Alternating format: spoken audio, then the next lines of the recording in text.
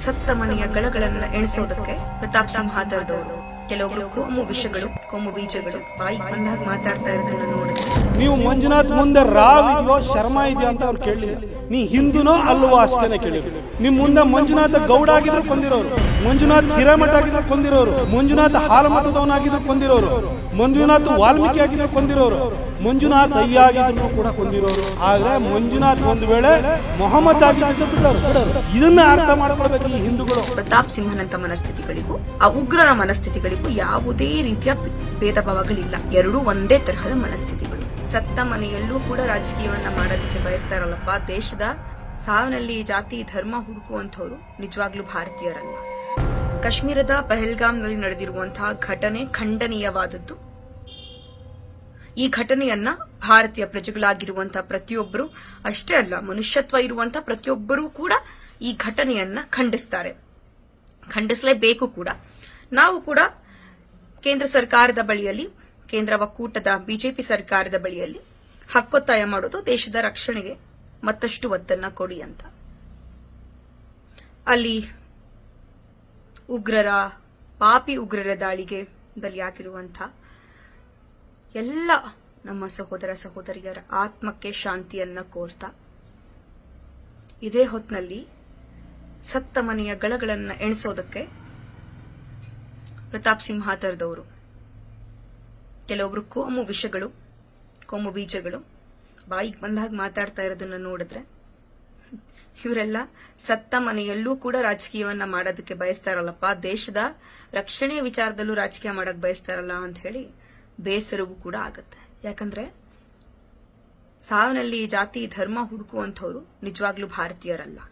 ಉಗ್ರರ ಮನಸ್ಥಿತಿಗೂ ಅವ್ರು ಬರೀ ಮುಸಲ್ಮಾನರು ಯಾರು ಈ ವಿಷಯದ ಬಗ್ಗೆ ಮಾತಾಡ್ತಾನೆ ಇಲ್ಲ, ಖಂಡನೆ ವ್ಯಕ್ತಪಡಿಸೇ ಇಲ್ಲ ಅಂತ ಹೇಳಿ ಒಂದು ತಪ್ಪು ನರೇಟಿವ್ ಅನ್ನ ಬಿಲ್ಡ್ ಮಾಡ್ತಾ ಇರುವಂತಹ ಮನಸ್ಥಿತಿಗಳು, ಪ್ರತಾಪ್ ಸಿಂಹನಂತ ಮನಸ್ಥಿತಿಗಳಿಗೂ ಆ ಉಗ್ರರ ಮನಸ್ಥಿತಿಗಳಿಗೂ ಯಾವುದೇ ರೀತಿಯ ಭೇದ ಭಾವಗಳಿಲ್ಲ. ಎರಡೂ ಒಂದೇ ತರಹದ ಮನಸ್ಥಿತಿಗಳು. ಕಾಶ್ಮೀರದಲ್ಲಿ ನಾನು ಎಐಸಿಸಿಯಿಂದ, ಮಹಿಳಾ ಕಾಂಗ್ರೆಸ್ನಿಂದ ಇನ್ಚಾರ್ಜ್ ಆಗಿ ಆಗಸ್ಟ್ನಲ್ಲಿ ಅಸೆಂಬ್ಲಿ ಎಲೆಕ್ಷನ್ ಸಂದರ್ಭದಲ್ಲಿ ಕುಪ್ವಾರ ಅನ್ನುವಂತಹ ಇಡೀ ಜಿಲ್ಲೆಯ ತುಂಬಾ ಓಡಾಡಿದ್ದೀನಿ.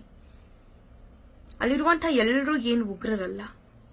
ಉಗ್ರರ ಬಗ್ಗೆ ಅಲ್ಲಿರುವಂತಹ ಮುಸಲ್ಮಾನರಿಗೂ ಕೋಪ ಇದೆ, ಆಕ್ರೋಶ ಇದೆ, ಬೇಸರ ಇದೆ.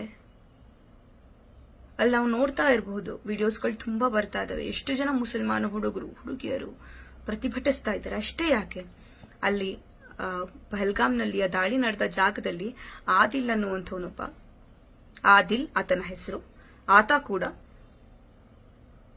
ಗನ್ನನ್ನ ಇಸ್ಕೊಂಡು ತಗೊಂಡು ಆ ಉಗ್ರರ ವಿರುದ್ಧ ದಾಳಿಯನ್ನ ಮಾಡಿ ಸಾವನ್ನಪ್ಪಿದ್ದಾನೆ. ಇಂಥ ಸಂದರ್ಭದಲ್ಲಿ ಜಾತಿ ಧರ್ಮದ ಹೆಸರಲ್ಲಿ ರಾಜಕೀಯ ಮಾಡೋದನ್ನ ಬಿಡಿ. ಸತ್ತ ಮನೆಯ ಗಳಗಳನ್ನು ಎಣಿಸುವಂತ ಕೆಲಸ ಮಾಡಬೇಡಿ. ಎಲ್ಲಾ ಕಡೆ ಹುಡುಕಿ ಹುಡುಕಿ ಸಾಕಾಗಿದೆ. ನಮ್ಮ ಮಕ್ಕಳಿಗೆ ಒಂದೊಳ್ಳೆ ಭವಿಷ್ಯ ಬೇಕಾಗಿದೆ. ಅಯ್ಯಯ್ಯೋ, ಟೈಮ್ ಮುಗ್ದೇ ಹೋಯ್ತು. ಎಲ್ಲಿ ನಮ್ಮ ಮಗುವನ್ನ ಸೇರಿಸೋದು ಅಂತ ಇನ್ನೂ ಗೊಂದಲದಲ್ಲೇ ಇದ್ದೀರಾ?